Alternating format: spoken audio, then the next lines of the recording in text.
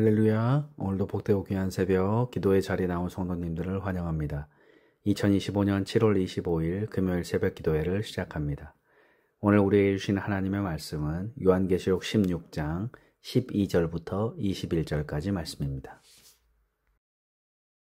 또 여섯째 천사가 그 대접을 큰 강 유브라데에 쏟음에 강물이 말라서 동방에서 오는 왕들의 길이 예비되었더라.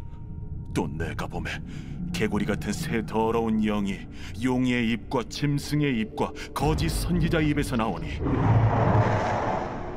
그들은 귀신의 영이라.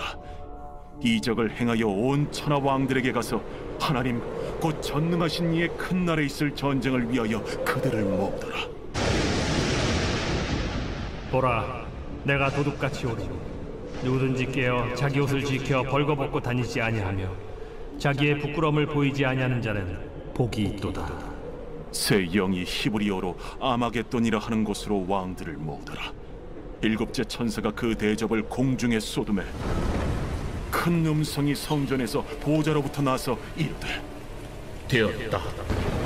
번개와 음성들과 우레소리가 있고 또 큰 지진이 있어 얼마나 큰지 사람이 땅에 있어 온 이래로 이같이 큰 지진이 없었더라.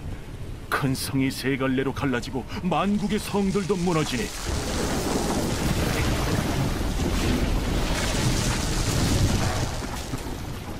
큰 성 바벨론이 하나님 앞에 기억하신 바 되어 그의 맹렬한 진노의 포도주 잔을 받으매 각 섬도 없어지고 산악도 간대었다. 또 무게가 한 달란트나 되는 큰 우박이 하늘로부터 사람들에게 내리매 사람들이 그 우박의 재앙 때문에 하나님을 비방하니 그 재앙이 심히 크미러라.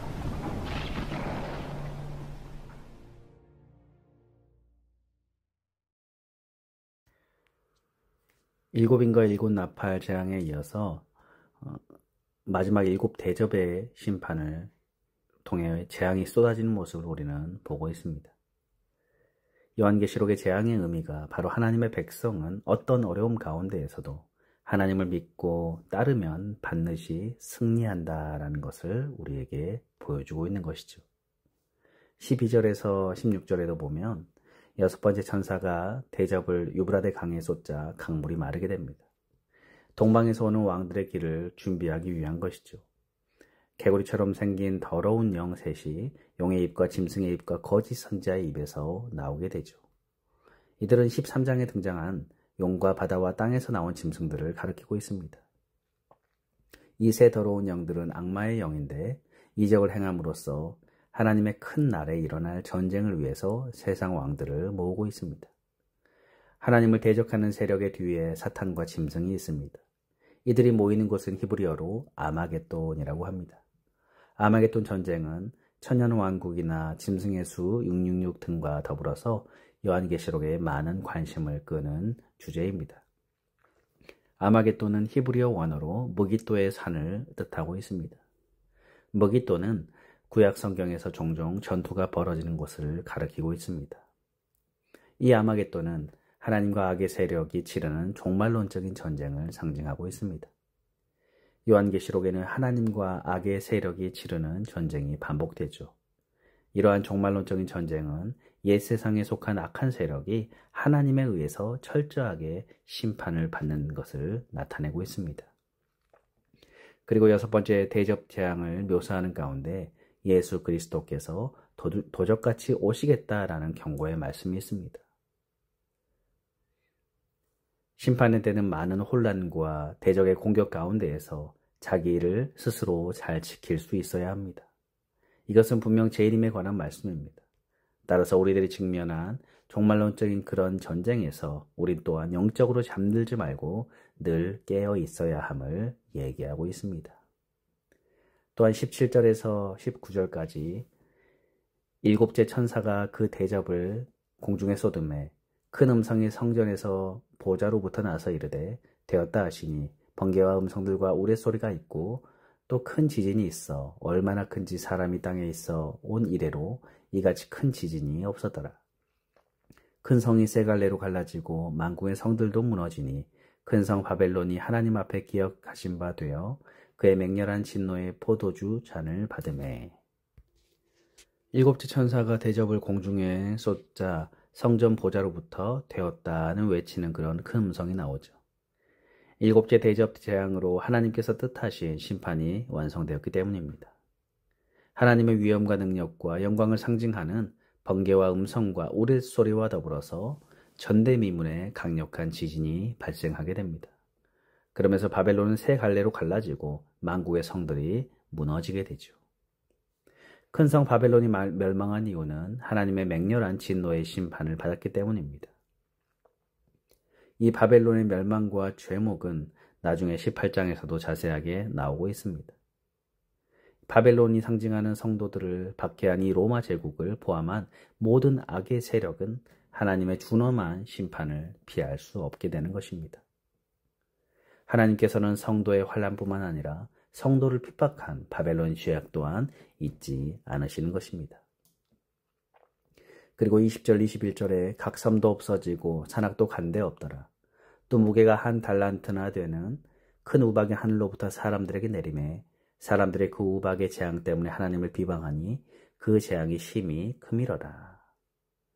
하나님의 맹렬한 심판 속에서도 모든 섬과 산이 사라지고 큰 우박이 내립니다. 여기서 내리는 큰 우박이 얼마나 큰지 무게가 한 달란트나 되는데 약 한 달란트의 무게가 45kg에 해당하는 어마어마한 무게입니다. 일곱째 대접의 재앙은 이스라엘 백성들을 출애굽시키기 위해서 애굽 땅에 우박이 내린 일곱 번째 재앙을 연상해 볼 수 있습니다. 하늘로부터 내리는 이 큰 우박으로 인해서 사람들의 피해는 상당했을 것입니다. 그런데도 악인들은 이 거대한 우박으로 고통을 당하면서도 여전히 회개하지 않고 하나님을 비방하는 모습을 볼 수가 있습니다. 완악한 모습인 거죠.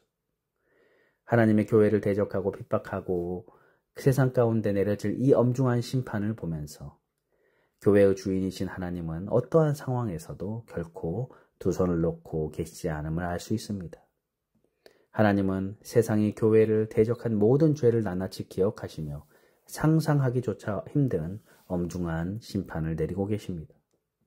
이것을 기억할 때 교회는 많은 환난 가운데서도 견딜 수 있는 힘을 얻을 수 있습니다. 우리는 캐나다의 이민의 땅에 살아가면서 세상의 파도에 힘겹게 맞서며 버티며 살아가고 있습니다. 세상의 힘과 영향력 앞에서 우리 그리스도인들은 하나님의 전신갑주로 무장하고 버텨내야 합니다. 그리고 세상에 크고 두려운 진노를 쏟으실 하나님을 어떠한 상황 속에서도 바라볼 줄 알아야 합니다. 우리가 사람을 의지하고 세상만 바라보면 자꾸 지치고 힘이 빠지지만 하나님을 바라보면 이 세상에 어떠한 핍박을 견딜 만한 그 힘을 넉넉히 얻을 수 있는 것입니다.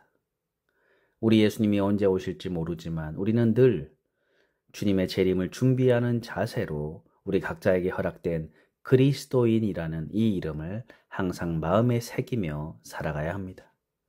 오직 하나님만을 섬기며 그리스도를 닮은 작은 그리스도가 되어서 이 땅을 살아갈 수 있는 저희가 되기를 축복합니다.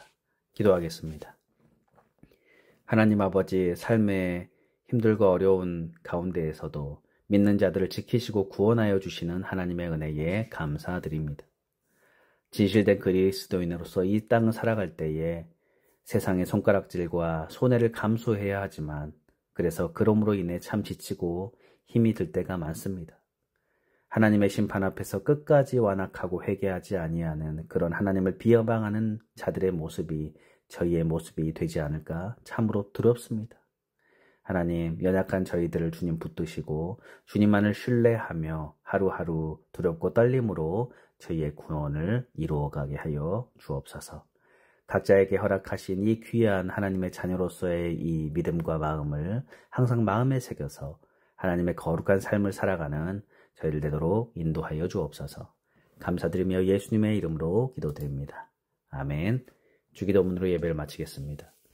하늘에 계신 우리 아버지여, 이름이 거룩히 여김을 받으시오며 나라의 임하옵시며 뜻이 하늘에서 이룬 것 같이 땅에서도 이루어지이다.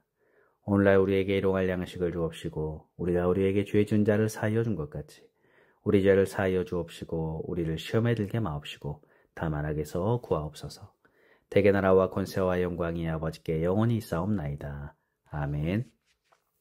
잠시 시간 기도하는 시간을 갖겠습니다. 먼저 말씀을 생각하면서 하나님, 저희의 삶에 힘듦과 어려움이 있지만 또 주님을 믿는다고 하면서 참으로 늘 연약한 저희의 모습들 발견하지만 그럴 때마다 오늘 요한계시록 말씀을 기억하게 하셔서 오늘도 끝까지 저희를 붙드시는 그 하나님의 손을 의지하며 살아가게 하여 주옵소서. 주님이 언제 오실지 늘 깨어서 기도하며 준비하며 하나님의 그 나라를 사모하며 살아가는 저희들 되도록 인도하여 주옵소서. 기도하시고, 두 번째로 갈보리 교회와 또 우리 예배와 또 우리 목사님을 위해서 또 우리 성도들과 우리 자녀들을 위해 또 이웃을 위해서 함께 이 시간 기도하겠습니다.